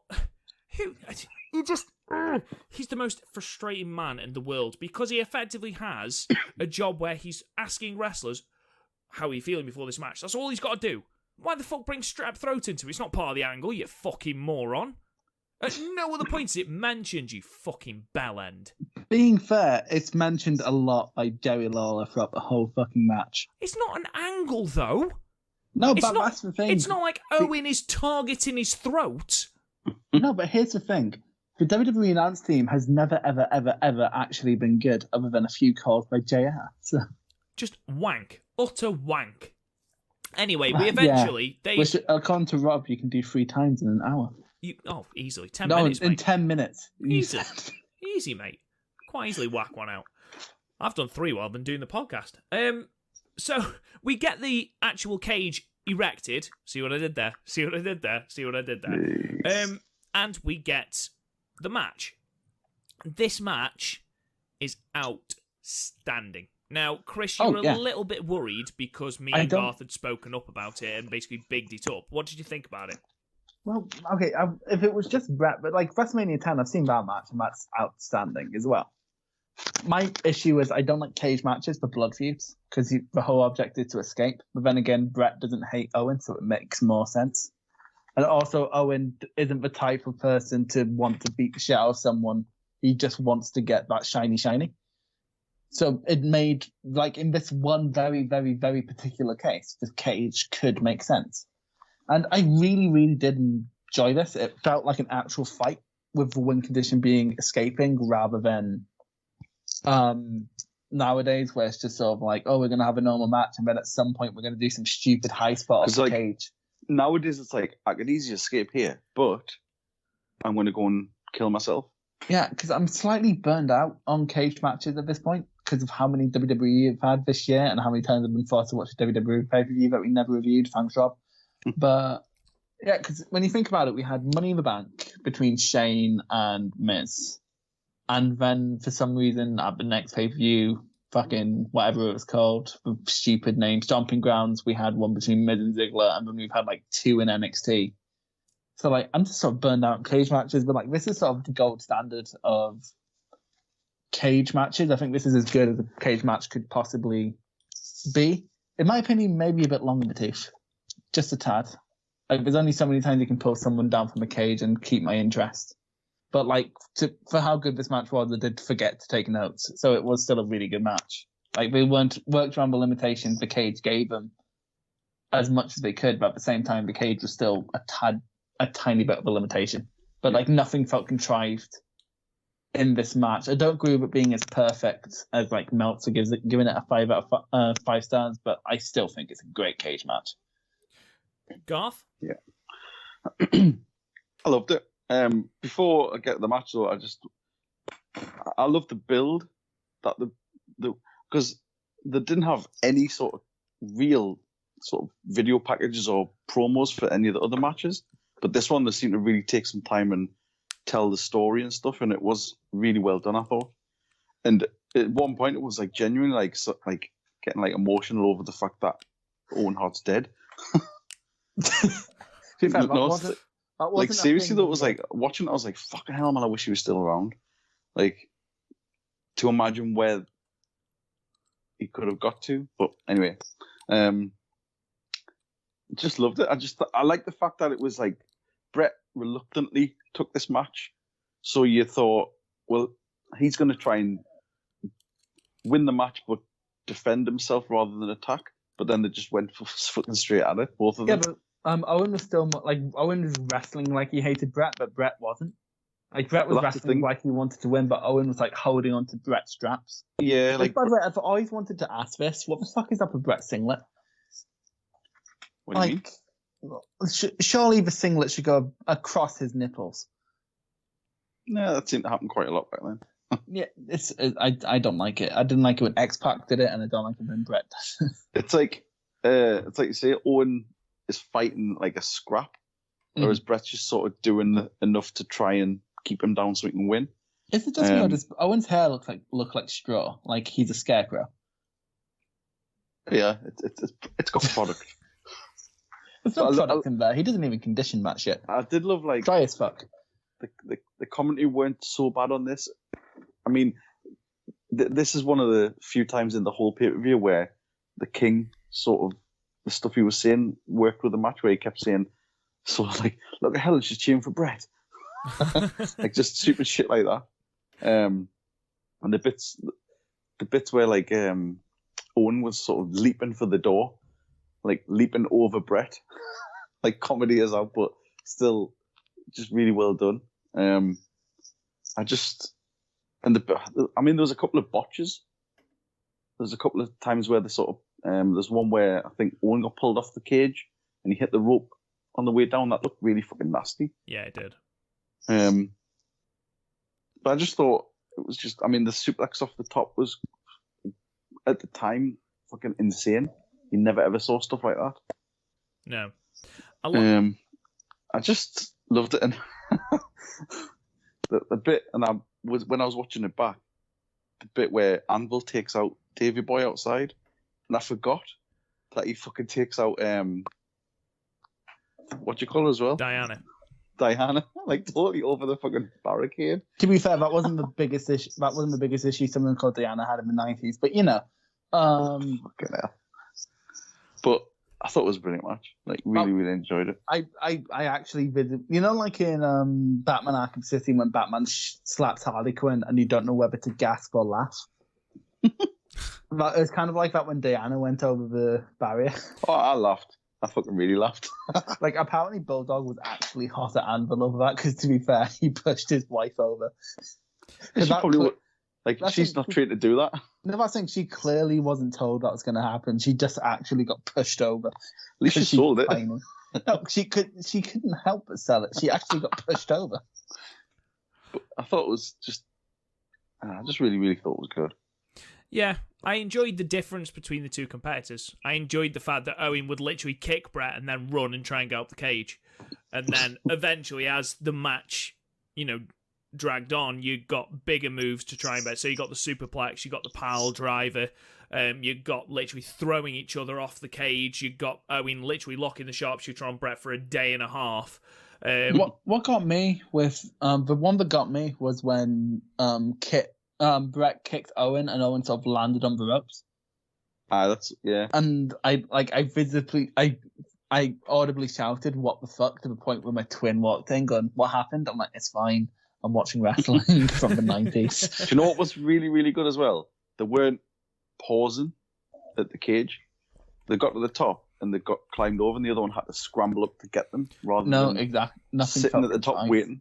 I fucking hate that shit. Owen literally sprinting across the ring and diving onto Brett as he tried to get through the door was amazing. No, I enjoyed the finish of Dolph versus Kofi this year, where Kofi didn't wait for a second and just jumped out the cage. That's sort of this whole match. Mm-hmm. That's what often takes you out of these matches, though, isn't it? Pausing for an hour and a half at the top while you're waiting for the other person to get out. But this match didn't have this. It felt like genuinely the whole aim was to get out of the cage. It wasn't to wrestle and then get out. It was just to get out. No, exactly. It's like the polar opposite to the Punjabi prison match at No Mercy 2007. Oh, God, yeah. Absolutely. So anyway, Brett manages to get out first, retain his title, whilst Owen is stuck with his legs trapped between the cage's bars. Neidhart then performs the aforementioned attack on Davey Boy Smith. I've heard something different here. I've heard that Davey Boy and his wife decided to take that bump, but hadn't told Jim, Owen, or Brett. And apparently Owen and Brett were really hot about it. That's what I've heard. That's what I've heard. To be fair, it wasn't as fucking shit. What I loved is like when everyone tried to jump over. Like I kept thinking of like memes. Like just like think like when you're blank, like when your boyfriend's dad finds out you're in the house. Well, basically, Jim then attacks Brett, rolls him back into the cage, padlocks the cage, which I thought was quite good, and him and Owen. No, the thing is, Anvil clearly they cut away from Anvil because the other Hearts had to help him lock the fucking door. Yeah, he struggled with it. He'd padlocked it, but he struggled with it. Eventually, Davey Boy manages to get over. It was like watching Bambi learn how to walk. Yeah, it was. It was unconventional, but anyway, eventually Davey Boy chases Owen and Neidhart off. They go backstage. Todd Pettengill, the fucking prick that he is, tried to get an interview with them as they ran away. Why? I've got no fucking idea, you bellend. Fuck off and leave people alone. To be fair, why did they stop? Well, they stopped out of range of the microphone. So they're saying things, Owen with his arms outstretched, looking very, very annoyed, and nothing's been picked up by the microphone. Don't we own a boom mic at this point? Probably the best bit where Owen says, "Come on, Anvil, let's go and celebrate my victory." No, what I loved is like Anvil clearly wasn't meant to cut a promo, but he did anyway because he's Anvil. Fucking mint. No, that's the thing. All the Hearts, with the exception, Brett seems to be, despite being the most successful Heart, is the only Heart who won't milk for camera time. Yeah, true. Like Brett and Owen, the two actual good Hearts, won't milk for more camera time than we have to, but all the other Hearts, they're like, "Hey, bitch, it's me. Yeah. I'm a Heart." What are we giving this match then? I've got 9. I've got 9 as well. 3 9s. Get in, guys. Look at that. No, I was really scared Garth was going to shout at me for giving it a 9. Nah, it's not as good as the WrestleMania 10 match. No, I definitely agree with that, and it's not as good as any of the matches he had with Brett. No. Bait, massive bait.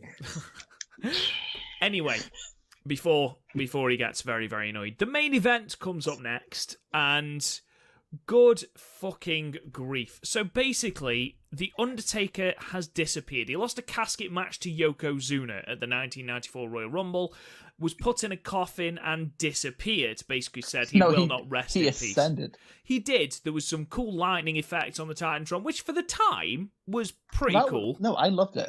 I absolutely loved it. This is like what the rest of the shit wrestling on the card was missing. Yeah, exactly. Now, in reality, he hadn't disappeared. Obviously, he was given time to allow a back injury to heal. We then started seeing vignettes of people who'd seen The Undertaker, including a child who'd seen him on the slide at her local school. Massive safeguarding concerns at that point. I do believe there was someone with long greasy hair in a long coat on the slide in a school. Possibly. That's a very believable story. Even though, and this is pivotal to this, the whole point of this was that The Undertaker had not wrestled or had not been seen since the Royal Rumble 1994, despite the fact that The Undertaker had actually wrestled, taking part in a tour in May of Japan, Guam, and Hawaii, even winning an 18-man battle royal in Osaka. He'd wrestled Yokozuna, Bam Bam Bigelow, and Adam Bomb on that tour. It's not like he wasn't around, so what the fuck was the point? Anyway. I like the thought that there might be people in Japan watching it going, what the fuck? No. Basically. Like, for people in Japan, it killed kayfabe. Yeah, exactly. Who the fuck are you? What are you doing here? Ted DiBiase then came forward and said, I know where The Undertaker is, I can get him to come back. He brought back what can only be described as fake Undertaker, or Fakeltaker, whoever knows. You versus the guy she tells you not to worry about. Exactly. And yeah, he begins to run through jobbers, powered by the money that Ted DiBiase is giving him. Paul Bearer then comes forward and says, that's not my Undertaker. There's a segment in the Heartbreak Hotel where The Undertaker chokes out Paul Bearer and the lights go all weird, and Paul Bearer shouting in that really, really high-pitched voice, my Undertaker is here! Which is hilarious. Being fair, normally when you hear a high-pitched voice in a hotel, you can't make out what this. Yeah, exactly. Normally it's to us in Blackpool. What happened in Blackpool stays in Blackpool. So basically this leads to this SummerSlam match between Undertaker and Fakeltaker. And, the pageantry. Surely Underfaker is a better name. Do you want Underfaker rather than Fakeltaker? Underfaker is a much better name. I'm going to call him Fakeltaker now just to piss you off. Well, tell you what, let's ask Garth. Garth, what's a better name? What? Between Undertaker and, what did you say, some shit name? Well, you said Undertaker for a start, you moron. I said Underfaker. No, you didn't. You said Undertaker. I definitely said Underfaker. Garth. Undertaker. Such a fucking cop-out. Anyway. Garth has clearly not been listening. He hasn't at all. Oh god, this fucking match. So the match was awful, but everything around it was amazing. So we got obviously 2 full Undertaker entrances, which lasted about 25 minutes, which was brilliant. DiBiase's Undertaker came forward first, full Undertaker gear. Then Bearer appeared with a casket that was pushed to the ringside by Druids. We all thought, oh shit, So good. Undertaker's going to be in there. With a picture of the Undertaker's face on it. On it, saying rest in peace. We assumed... Imagine if you had your own face on your car. That's basically what's happened. Exactly. So we all thought, the Undertaker's going to be in it. No. We then got him, Paul Bearer, going into the urn, and what can only be described as Blackpool Illuminations fucking happened. We've then got this Blackpool weird... Illuminations better than that shit. Honestly, we had one ray of light escaping this. The lights went down, so it was literally just this one little searchlight. Eventually, The Undertaker's theme hit, and Paul Bearer, who'd gone to the back now to bring out proper Undertaker, came out, and we could finally start this bullshit. Maybe in real life, Undertaker just turned up like 5 minutes late and we had to stall. It did feel like stalling, because that bit with the urn lasted a lifetime. It was so... Oh my god. To be fair, it lasted so long, it was long enough for me to take out my phone and video it for you guys while I was still laughing. Exactly. It was ridiculous. The match started, so massive, enormous, astronomical pop for The Undertaker. That's very, very important to note. Undertaker. Howard Finkel giving away is for real, and so they're going, welcome back for one, the only. It's like, well, there goes any mystery in this story. Well, to be fair, it wasn't a mystery, because one was wearing purple, one was wearing grey. Has The Undertaker worn grey? I feel like The Undertaker's worn grey before. Yeah, he has, but after he'd said the one, the only Undertaker, the one in purple came out, which sort of gave it away. Being fair, when Alexa Bliss came out in SummerSlam dressed as Buzz Lightyear, we didn't think, oh, fuck, Buzz Lightyear's debuts. Maybe you didn't. Hannah Kimura did it better in Stardom, just saying. Oh, fucking you, you're such a smart, shut up. He's such a smart. Everything's better in Stardom. Everything's better on the indies. Everything is better in Stardom. Not the men's wrestling. Yeah, true.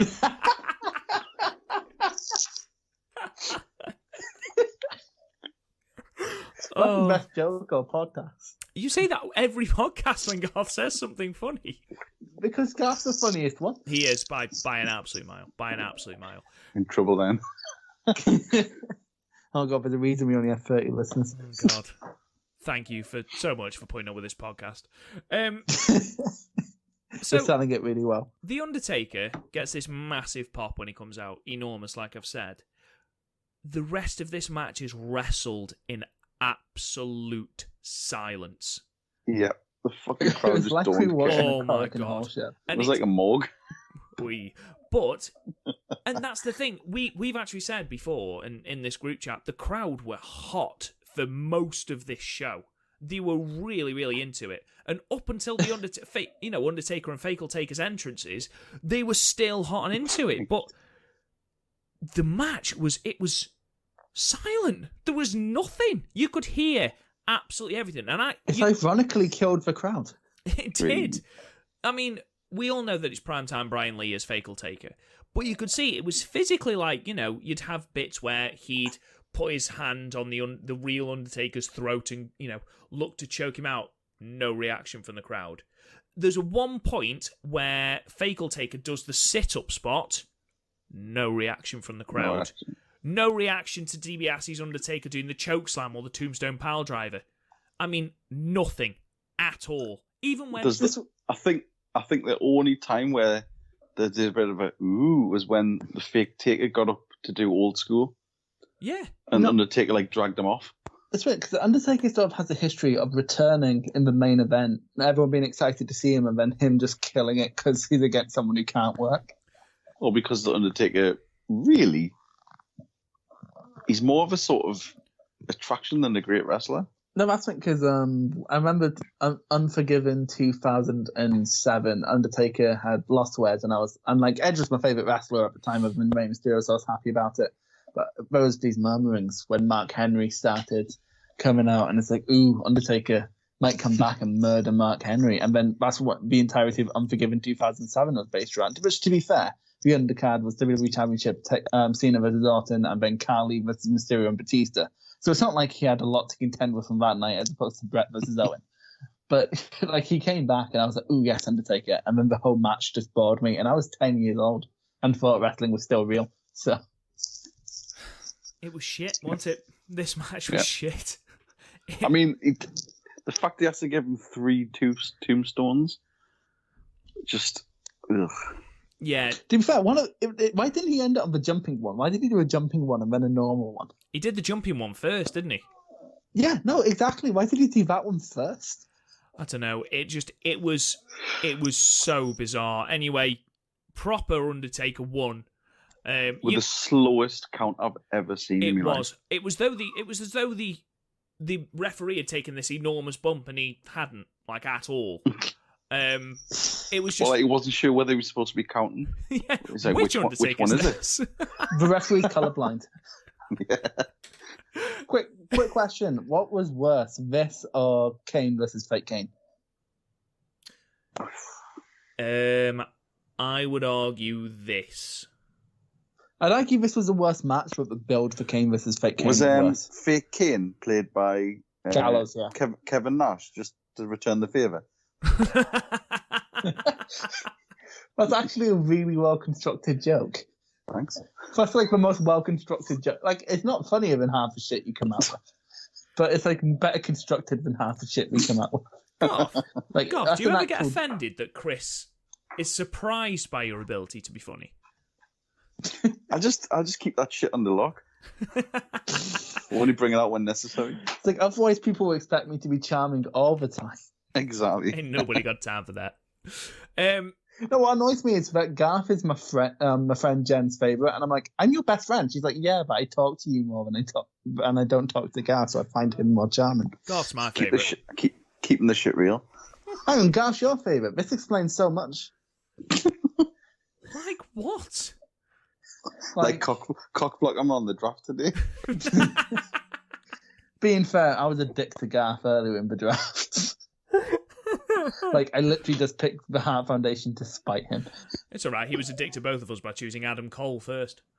I know, right? Fucking, you guys pick. I get NXT, and then you guys pick Cole and Gargano.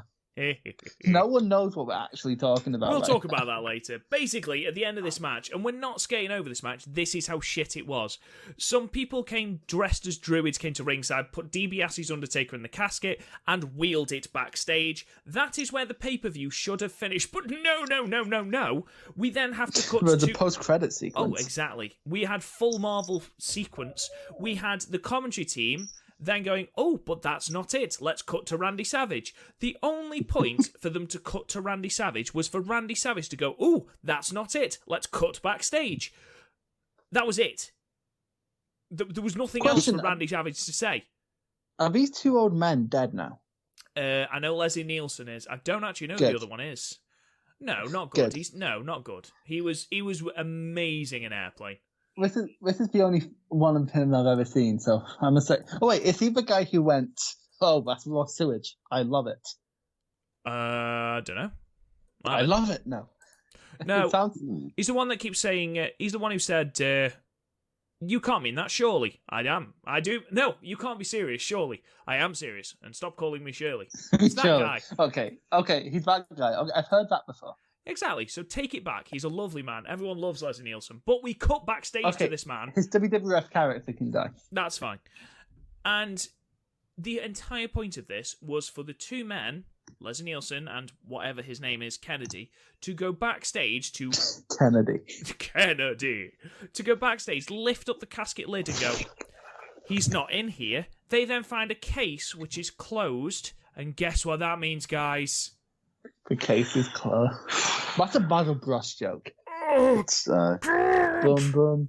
You know what's worse? It means they weren't watching the show. Yeah, it does. It does mean that the case was closed ages ago. Undertaker appeared. Now, if you believe there was actually supposed to be a weirder ending to this show, believe it or not, during the show the lights were supposed to go down and come back up, and Undertaker was supposed to be there on his own, as though he'd absorbed DiBiase's Undertaker into his being due to this spooky hocus pocus bullshit. When you say on his own, what I think should have happened, we do that, it comes back, and it cuts to earlier in the day when the arena's empty. And on TV, it just looks like he absorbed the whole arena. Just what a fucking weird ending. It was marketed as the main event as well, which is even worse. It's so weird. So because it's sort of like, why would you put this 10-minute novelty match on after the 30-minute epic? It doesn't make sense. It makes no booking sense. It's like if you watch Avengers Infinity War and then watch the 25th part of a Lego Avengers Let's Play directly afterwards.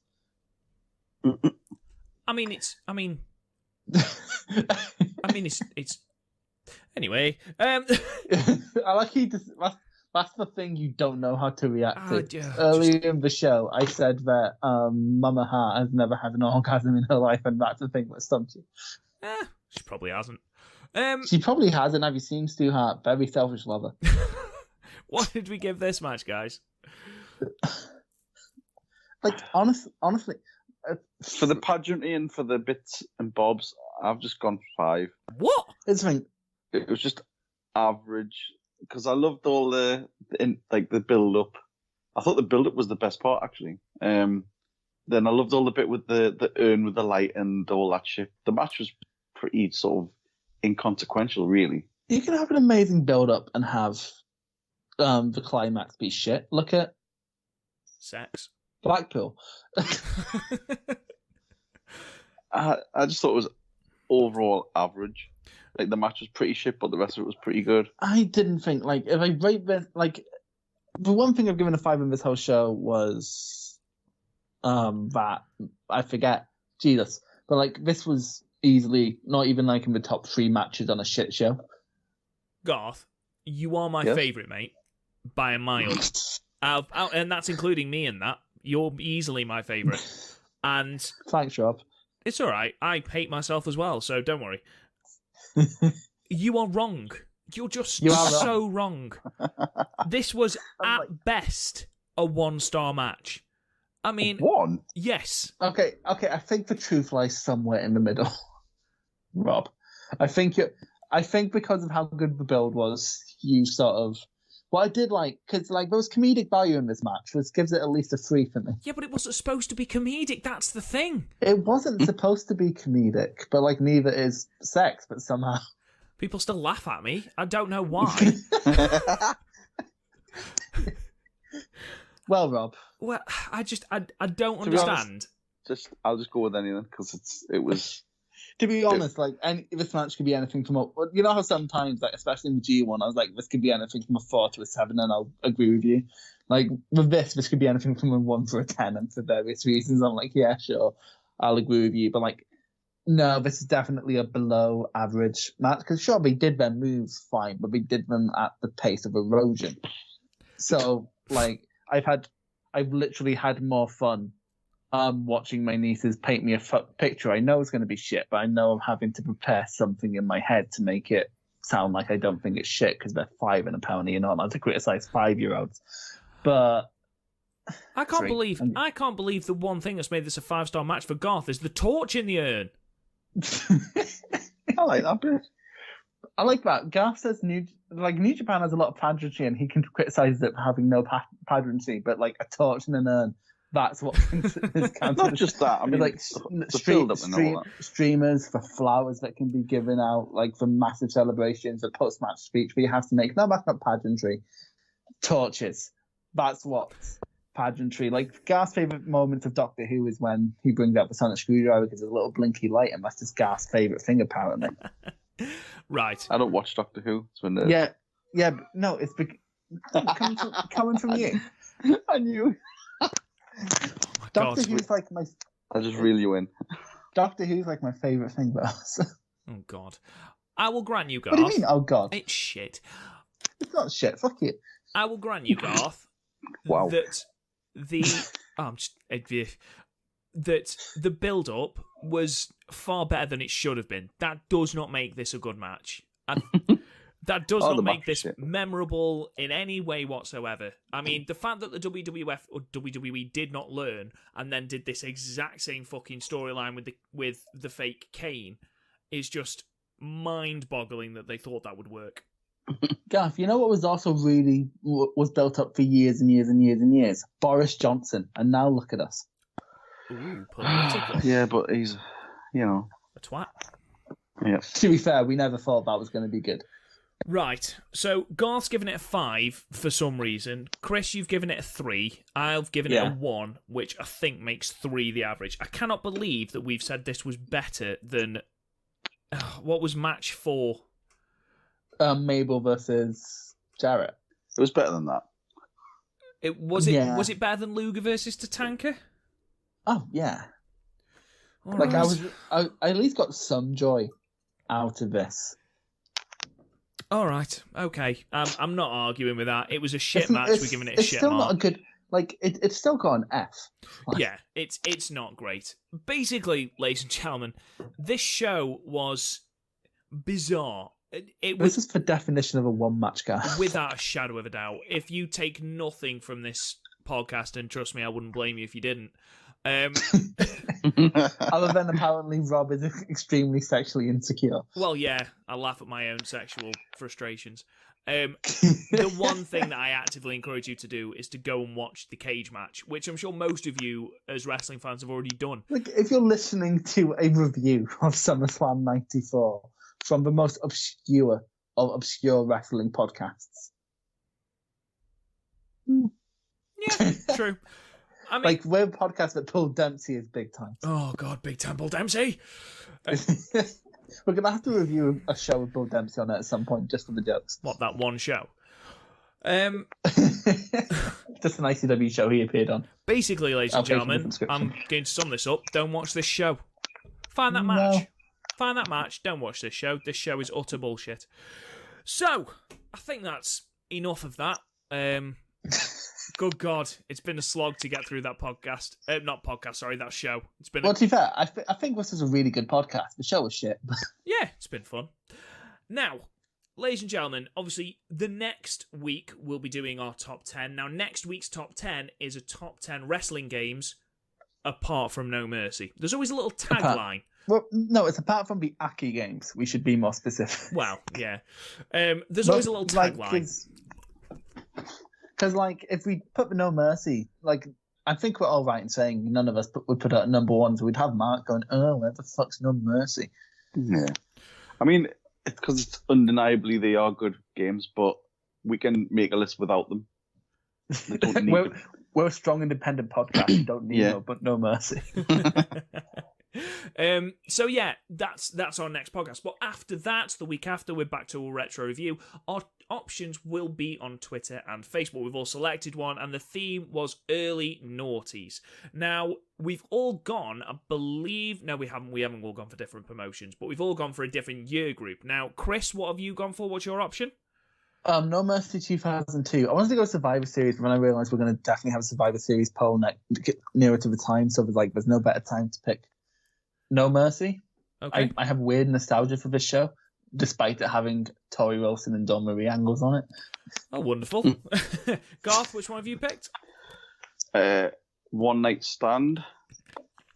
Garth's favourite activity. 2005. Nice. But I believe Garth's that's the favourite one year. anyway, so. Nice. And I've chosen No Way Out 2001 with that incredible 3-stage of hell match between Stone Cold Steve Austin and Triple H as the main event. So, I don't know. It wasn't the main event there. It was the Rock versus Angle was the main event of that one. Was it? I thought that Yeah.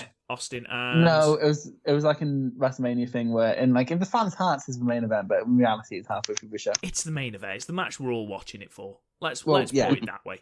But anyway, we're going to watch that, or whichever one we watch, we will review for you. Thank you so much for listening, ladies and gentlemen. You can find us on Twitter at PodMania. You can find us on Facebook at PodMania Podcast. Subscribe to the YouTube channel, The Real PodMania. Same with the Instagram. You can talk to me on Twitter at RealRobGoodwin. Garth, where can they find you? At Gothamania. Chris, At Candy Chris 97. when are you going to change that? I don't post on Twitter enough to change it, to be bothered. I changed it the first time because, for the purposes at the end of this podcast, I kept forgetting it. And I remember Candy Chris 97, and, quite frankly, my friend Jen likes it, so, she's the only person who likes anything I ever do, but you know. That's the saddest end to a podcast we've ever had.